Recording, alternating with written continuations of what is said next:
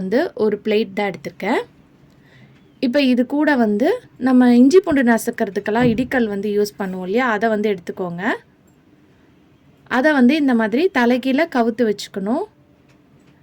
வச்சதுக்கப்புறம் இதுக்கு மேலே வந்து நம்ம கொஞ்சமாக வந்து கல்லுப்பு சேர்த்துக்கலாம். இப்போ இந்த கல்லுப்பு சேர்த்ததுக்கப்புறம் இது எதுக்குன்னு பார்க்கலாம். நம்ம வீட்டில் நைஃபு சிசர்லாம் வந்து பார்த்திங்கன்னா ஷார்ப்னஸ் வந்து திடீர்னு கம்மியாயிரும். ஸோ அந்த டைமில் நம்ம கடையில் கொடுத்து சாணம் பிடிக்கிறதுக்கு பதிலாக இந்த டிப்பை வந்து ட்ரை பண்ணி பாருங்கள், ரொம்ப யூஸ்ஃபுல்லாக இருக்கும். ஸோ இந்த மாதிரி நல்லா வந்து தேய்ச்சி விடுங்க. அந்த உப்பு மேலேயும் கல் மேலேயும் படுற மாதிரி நல்லா மெதுவாக இந்த மாதிரி ஃப்ளாட்டாகவும் வீடியோவில் நான் காட்டுறேன் பார்த்திங்களா, அந்த மாதிரி தேய்ச்சி விடுங்க. ஸோ இந்த மாதிரி தேய்க்கும் போது உங்கள் கத்தி வந்து இன்ஸ்டண்ட்டாக நல்லா வந்து ஷார்ப்பாயிரும் உங்களுக்கு. ஸோ இது கத்திக்கு மட்டும் இல்லாமல் நீங்கள் யூஸ் பண்ணுற சிசருக்கு கூட இந்த டிப் ஃபாலோ பண்ணிக்கலாம்.